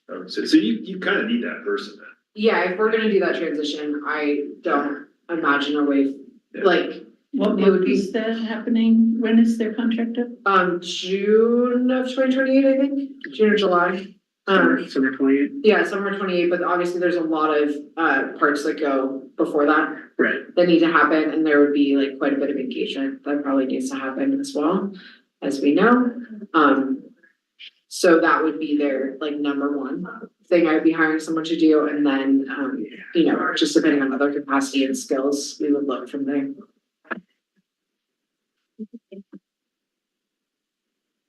Last time we talked about Rock Creek pursuing a different path based off of the conversation with the town. Has anything come further from that, or is it still sitting in the same spot? We're still planning to transition. What I have heard is we're still planning on transitioning. That's what I heard from I hope so. the last meeting. I don't know if Jen, do you have any other update about HOA and waste? I think we're staying the course as far as we know. Yeah, the plan is to stay. But the HOA did meet with us and they said that they said they were in communication with their vendor and that they were able to get comparable pricing for what we are asking for the same composting and the pay by the size. And so what we basically said to them was see what you can do, because if they can get the price, that's the big deal with them, is the pricing. And if they can meet the pricing that they want, but they're meeting the same goals that we're looking for, then I think none of us are trying to hold on to that. If they can do that, that's great. The bigger concerns were the electric trucks not being available. Also, that their vendor isn't going to be able to provide the metrics that we're looking for to measure everything. And so I think the council's pretty anchored in moving them on to the new contract, unless they can provide some compelling, information that we would we don't want to take it. If they can match it for a better price, that's great. So that's kind of where we're at. And do we know if Republic has enough electric trucks? Because I remember that was one of the issues when we. They would add enough to cover that. So that's a continuing conversation with them. Are they gonna charge us more then? Add the new truck? Well, there's gonna be a whole conversation with adding that much more volume and Right. households. And then how many trucks do we need to add, because right now we share with Louisville. Right. So that really helped us get a more competitive cost. Mhm. But then also we're factoring in, with extended producer responsibility, there will be a reduction in cost to residents as well. So it's gonna be a series of negotiations and conversations around that, but we do need to, it's going to continue to come up throughout obviously the next year, because this takes a lot of time to plan a transition of this size, and so we'll need to kind of have a yes or no. And what I heard from that meeting between council and Rock Creek is that Waste Connections could add the compost for everyone, but they are not proposing as of this point, pay as you throw pricing. They would have two sizes of cans, Right. but there'd be no price difference. There'd be no electric trucks. The data is not the same. So it's very difficult because it's not an apples to apples comparison, particularly when you have pay as you throw, which is a price incentive, right? Like it's on purpose expensive to have a larger trash can. So that's complicated. And then obviously we make people pay for an extra bin as well. They're proposing to continue to have that be free for an extra trash. So Extra charge, that's pretty. that's what it is right now. Where I did hear overlap is emphasis and goal towards more education for residents. And I think the great thing about extended producer responsibility is, while the town cannot negotiate a discount for the HOA because we don't manage those residents' contracts, we are going to be receiving education outreach funding that will cover the town. So we're working on kind of a couple-year plan for that. Once we have that in place, and it's looking like over the next year and a half or so, it'd be somewhere in the ballpark of $17,000 for that. So not a ton, but definitely not nothing. So I think we can certainly help augment those efforts on the educational piece. But there's a lot that I at least heard from what they proposed that doesn't, to me, come close to the service level that we're really talking about with our sustainability goals, but obviously that wasn't a formalized bid or so. It was we were told. I would say, like, just anecdotally, I'm aware that 6 out of 7 of the council members are gonna hold the sustainability goals as the mark. And if they can meet it, great, but there's no interest in accommodating, keeping this up. Like, we want, even if it's uncomfortable, even if it costs more, that's the goal, is to meet those, so. I guess if this is to support a new contract, why would this fall under sustainability's budget? Because this is the town staff to support a whole new thing that they're gonna run. I mean, they is us, I run this. I guess that's where I feel like we're asking for something that is gonna have to happen independent of what we put on this list. If we take on this whole new contract, we're gonna need the town staff to support it. Yeah. So is it just kind of murky, like I thought our job was, our job is to kind of, we've been pushing the forward thinking on the waste contract for years. It's finally starting to flip and turn over. So now it just kind of rolls into the town's budget processes, staff to support it. But what's the next forward thinking thoughts? And I think that's everything down below that, I don't know. I mean, you're an employer of the town. I'm putting that bullet point as a duty of the sustainability person that's coming on, not the only responsibility of the sustainability person. Yeah, I'm looking at it as like, you hire somebody on, it's a lot harder to get rid of that person. yeah. So this will be a person for years that will also be working on sustainability efforts for the town beyond waste. Well, like, so a year from now, we're having this budget discussion, that bullet's gone.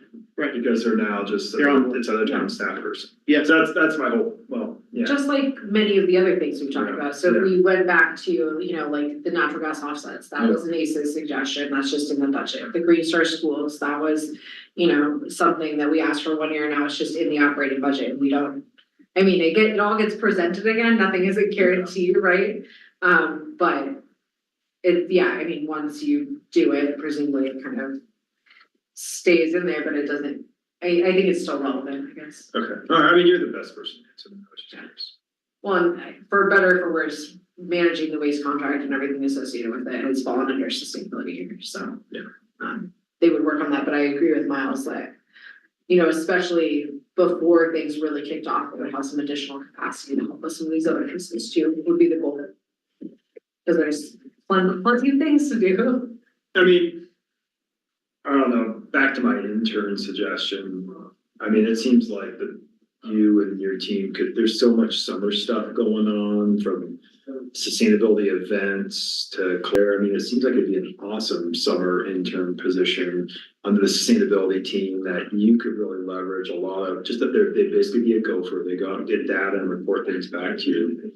And it's when irrigation systems are running, it's when events are going all around town. They can be managing the group of kids down here July 4th doing trash pickup. You don't have to show up on your day off. I mean, I don't know. That was just an idea of another position that, an interns are cheap labor, call it. They're also really easy to get rid of.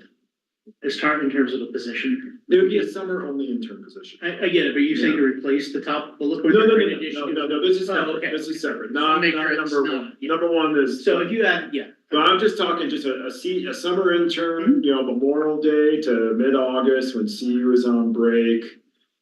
I don't know, would that help out people like you and Matt, this GIS thing, someone walking around, being your feelers, hey, go hop on your bike and go tell me what's going on over here. I'll just, if we could price that out, maybe we could support this budget. yeah. That's true. Okay, well, I can look into that a little bit more. That's the point of the brainstorm now is, we Yeah. can put a more final list. We don't have to go through like every fund next time, and we can have more discussion. So. So I have the intern and I have the GHG inventory. Is there anything else? I mean, obviously, we're still gonna have to prioritize, but is there anything else?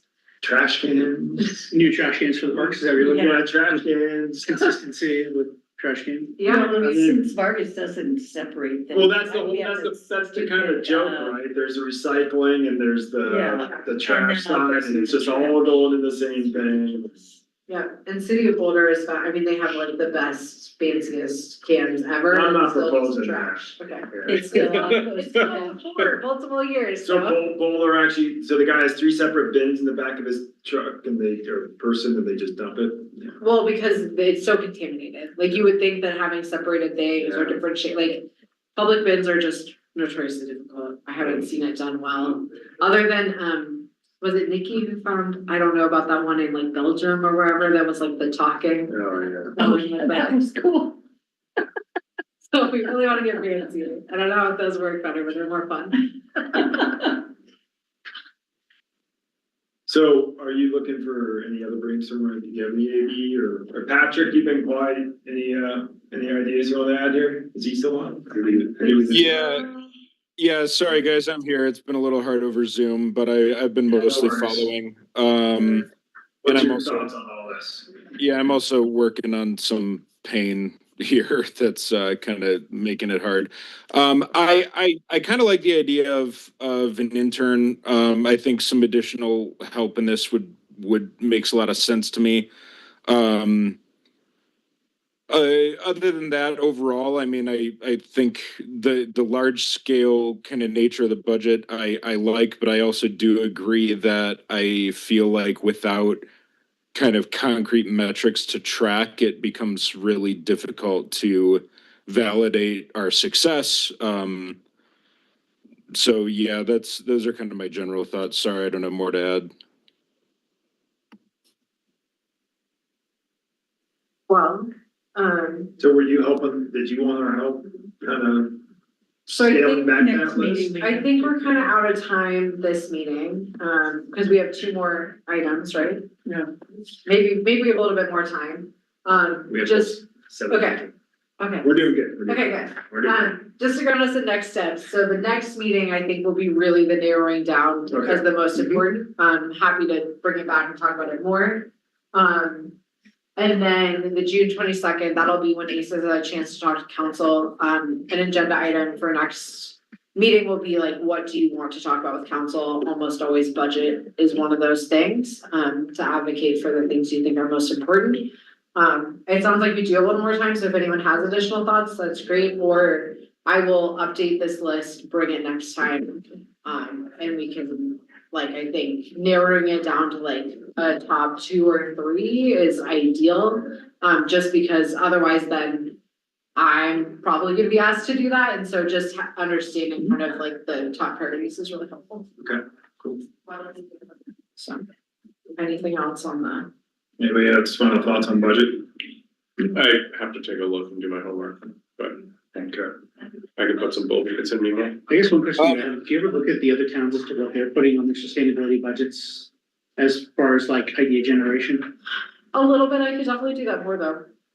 Don't have to. I was just like, I didn't know if that was like a good resource or Yeah, doesn't apply to us kind of situation. I mean, a lot of it's in the It's same probably the same. topics, right? Yeah. There's different kind of flavors depending on priorities and council direction for each one, so I do kind of pay attention to like the big ticket items that people are asking for and how much they're spending. For example, obviously, we were inspired some by Louisville's Mhm. decarb Right. plan, but we knew that we don't have the budget that they Right. do. Oh, So I do look at that, but happy to. Alexis, I had one other question, and if I missed this, I apologize. But specifically under the funding for facility electrification and then funding for turf, are those suggestions for increased investment, or are you saying that, or is that like the range that you're advocating for? That's a really good question. This is the range I'm advocating for. What I will say is, particularly on turf, there's some of that that's planned into the budget already for parks. But often like it's the same budget that goes towards maintaining the xeriscape and some of the other things. So if we want to identify priorities beyond that, I don't believe we have any other places that we're allocating for the electrification piece, so this is kind of the range total that I'm suggesting for a first bite of that. Because I definitely like the idea of us going higher on the allocation for both of those line items. Okay. Again, without the data, just that's my gut, which isn't terribly useful, but I like the idea of pushing beyond the 100K allocation for those. Great. All right, I think we're ready to move on. I guess ACES letter of support for Colorado Air Quality Research Program. I know this has hit the last couple meetings. Yeah, And I don't Jen know. was looking for our support on that. Yeah, Jen, do you want to say any more about that? I know we talked about it last time and we didn't have quorum. Yeah, and are we out of time? Yeah. And, I know there was a time crunch on getting that letter over to support the, what was it, Right. Yeah, Yeah, reset, like, a sub. yeah. admin. So we're not out of time. They said, like, they were really encouraging us as the council to submit individual letters, but they said over time, letters from any organization stuff is great. And I have just a lot more understanding of it than when I was asking you the last time. Just to recap, the recep. So the funding request is for 3 million over a 3-year period, 26, 27, 28. And I think you were trying to understand kind of like what the deliverables were, like what is the point of this? And so it's to hire and train RAC staff and relevant contractors, build and refine the desktop tools. So they want to use AI to develop guidance documents. And then the ultimate goal is publishing ozone attainment strategies that are analyzed through this program, but really to provide detailed materials and detailed strategies to address what's needed. And so this is a request for this funding in order to set this up. And they're just looking for any kind of support that they can get, whether it's from us individually as RAC members or sustainability groups around. So does that help? Yeah, no, it did.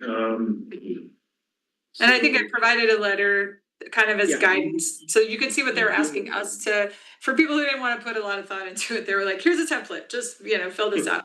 But if there's anything specific that you're looking for or that you would want to mention or that's important for ACES as a group.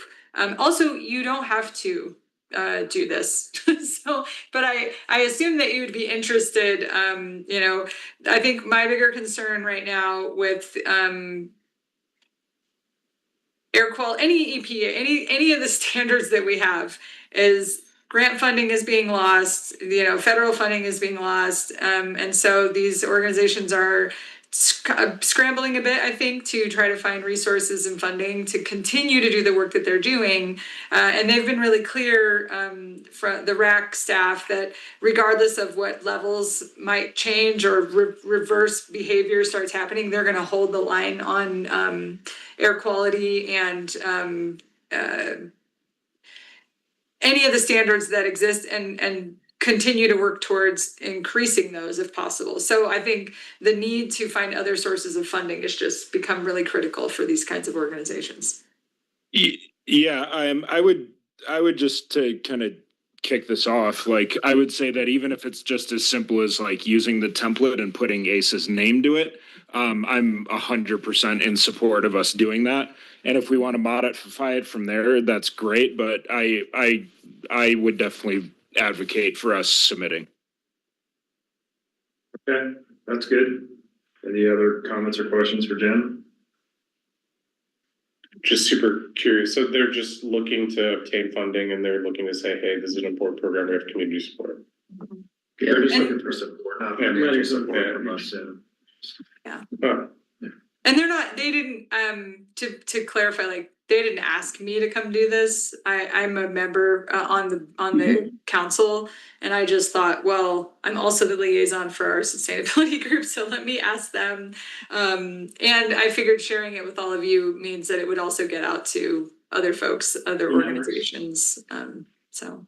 Do you happen to have a template letter with you or? It's in my email somewhere. I can send it. But I don't have it on. well, I guess for sake of tonight, do we just need a motion to We need a motion and then you, sign the letter and then do we, I mean, I know the path of least resistance is just keep the letter as is, sign it, we're done, but I don't know if anyone wants to edit it I think that's the first or motion. just try. I haven't edited it. I can add a paragraph or something. I'm more than happy to do that if we feel like that's a meaningful gesture. But then don't we need the motion after it's updated on the No, final we just language? need a motion to do it and the ACES supports it. And then I just need a point person to be in charge of updating And it. do we need to officially sign the letter with a wet signature, or we could just say, sincerely ACES Town of Superior or something, and that's it? What we've done in the past is you signed it as chair on behalf of Okay. ACES, Okay. but you can virtually sign it. Yeah, We sure. don't need, so I can work with AB to Well, We don't need a notary. Person, that's not a big deal either. either way. Yeah, Jen just sent it out. Thanks, Jen. Is RAC Yeah. just spelled RAC for the minutes? RAQC. RAQC, okay. Regional Air Quality Council. Okay. So I guess, do we just need to have a motion to, okay, Motion. Yeah, I motion. to- yeah. Second. Okay. Patrick, all in favor? Aye. Good. Okay. Thank you. You're welcome, thanks. And I'll keep you posted on the progress of that. Thanks, Yeah, Amy. please do. I know I for one would love to hear updates. Would you, maybe tomorrow or Monday, could you resend the letter so it's at the top of our? Jen just did. Jen. Oh, Jen just did, okay, Yeah, excellent, so- thanks, Jen, for doing that. And then Yeah. I guess you wanna be a point person for Yeah, that? yeah, Okay, alright. Yeah. And then if you need me to sign something, I can always be it. So, Better than a DocuSign, right? yeah. Yeah, happy to do either way and then we can, get That's why that. I'm eat at Starbucks or something, that's fine. I'm gonna Okay, send you, I have a slide, set from the last meeting that's proposal summaries, and this is one of them. I'll forward it to you so you can see all of the proposal summaries that they're looking at and breakdowns of the information in deeper detail. If you're interested, no requirement, but That sounds good. Yeah, that works. Jim? Good to know about it. All right, so now we're on to our last item, ACES schedule look ahead and hard to recycle. So since hard to recycle is in less than 2 days, maybe we start with that one. That's the first thing on the schedule, so Yeah. I wanted to just like a look ahead, cause it's I like agree confusing. to volunteer for that too. Oh, great. At the I wasn't at the last meeting. Oh. Full meeting, but at the previous meeting, So the whole event is 9 to 1. well, Uh-huh. or 11 to 1 if We can do that's. that second. Yeah. Yeah, I can do. Oh, if you could do 11 to 1, that'd be Yeah. fantastic. Yeah, I can do I mean, it. I think me and you kind of have the same schedule, right? Like 9 to 11. Yeah, I put till 1. I can't stay till 1, but I'd like to leave a few early if I can. I think it'll be fine. I don't think we need that many people. We thought we were in a crunch with eco cycle and then they got really freaked out and somehow found a bunch more volunteers. In Oh. the Yeah. So, So on that note, Alexis, based on my rib, I'm pretty tentative on this right now. So No, if you don't need me, I think I would volunteer to drop because I might be wincing a little too much for it to be a pleasant experience to talk to me. Yeah, Patrick, don't sweat it. Yep. Yeah. We're good. We're Yeah, good. no, All thank right. you. Sorry, I was really looking forward to it, but I'm in a lot of pain. oh, so sorry to hear that. Yeah, you're. Please don't feel like you need to come to this. Okay, so, So yeah, Lisa, I think if you come the second half, cause and then Miles, I think if you're there. I can be there early till noon. Okay, yeah, I can even get do you need some, like, does 9 include the setup, or is that when the cars start pulling in? that's when the cars start pulling in. Okay, so maybe we're it's about talking 8:30? people. If you'd like, we tried to support ourselves a little better this year with everything going on, so we will have one park staff person who's coming at 7:30 with us to help us set everything up. So I think we'll be in good shape. Last year, I remember like helping set up cones and all that stuff. Yeah, I'm hopeful we'll have that all together, but if you wanted to get there a few minutes early, at least to get in place, there's always a line. It's walking distance from my house, I can just Okay. walk down. I can Okay. walk down. That'd be great. Something's just going on. And then, yeah, I think we'll have enough kind of coverage so that everyone can come for a little bit, and we'll super appreciate that, but Yeah. no one needs to. Sorry to jump in one more time, all, but I have to drop. Is there anything else we're voting on today? No, I think we're all set, Patrick, take care of yourself. We appreciate All right, you. thanks. I'll see you guys on the 13th then, whoever's gonna be there, so. Yeah, thank you, yeah, take care of yourself. Take care. We'll talk to you soon. Thanks, all. Bye, Andrew. Okay, so I think, I mean, AB, I mean, it sounds like we almost don't need you, even if you wanted to come. I mean, you can come if you want. It's always nice to be needed, but I can't, Okay, you I'll try to swing by to drop stuff off, but I can't, volunteer that day. That's okay. I think we're really Don't sweat it. super solid. I was concerned we were gonna have to really slot in ACES members to EcoCycle because they told us they have 4 people and I got really worried. 4 total? I Uh-huh. thought they usually have about a dozen people there, all They- different They stations. usually have about 10 or more, and so Yeah. then they panicked and somehow now they're up to 14. Oh, So what? They That's a big swung swing. the other way, yeah. Fair We had enough. a pretty- Everybody's on board, huh? Yeah, well, I think it got really serious of like, hey, we actually really need people, or we probably can't have this event. So anyway, but it was very funny. I was fully anticipating sending everyone over to EcoCycle and really having to encourage everyone to come, but then they figured it out, so. Yeah. Can I I think we're bring good. something? Cause I tried to sign up, my husband. Oh, yeah. Cause I thought it was working. But they were all filled up. You can still bring stuff. It always fills up. You can still bring stuff. Okay. Some people don't even know they need appointments. We try and space it out and like make it manageable for everyone. Okay. But yes. Can I post that online? All are welcome. No. Oh my god. See, that's where I immediately panic and it gets expensive. Like that's the other part of it is the town, we are the only community that covers 50% of people's EcoCycle costs. Everyone else makes everyone pay full price. Even when so you drive up there, it's still 50%, right? Or is it only at this event? What do you It's mean? only at this event. Yeah, no, EcoCycle's full amount if you go up there. Yeah, Oh, I thought we got a discount just being in Boulder County. no. There was a Being year, access, Being in Boulder County. What do they do with the material?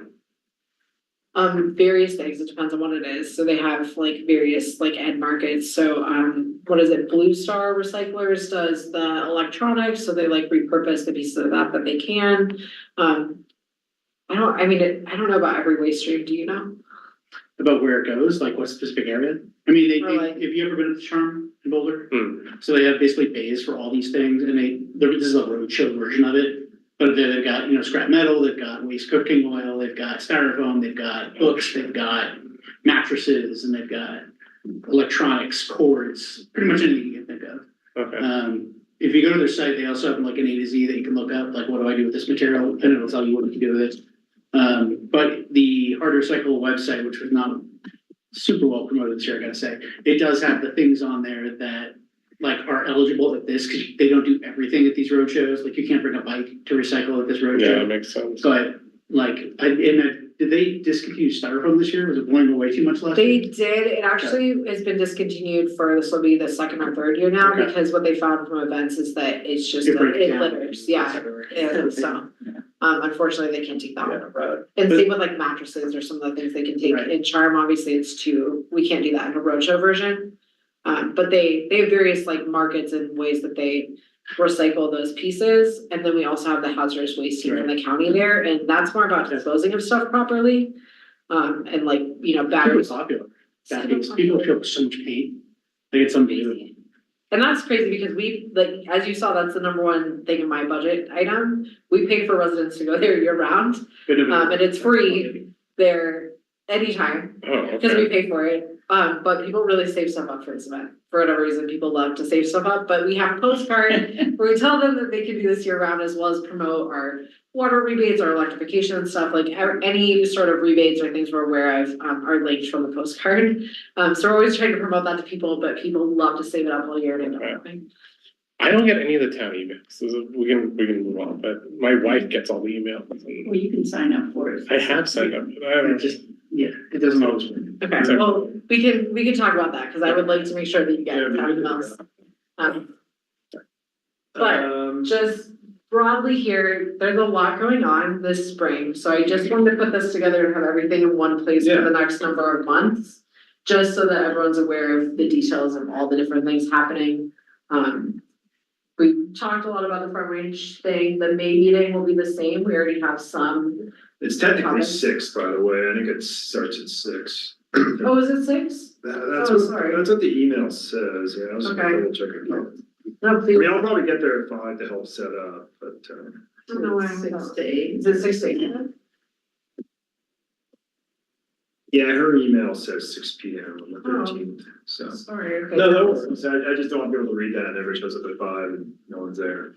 Yes, okay, so 6 to 8, May meeting at the normal time, budget will be probably the number one thing we talk about. And we decided the Superior Chamber thing is no longer an issue for your email I change. think that it's fine, I think that there's a longer term discussion that could be had that John can lead, through his conversations, but he was talking about like an end of the year, November, December, meeting with the chamber for that, so I don't think there's a time urgency Okay, all right. related to that, from my understanding. That was just related to the 14th agenda, but yeah, Yeah. if we're good on that, we're good. Well, and there is room for other things on the 14th, I just want to kind of flag the things I know so far.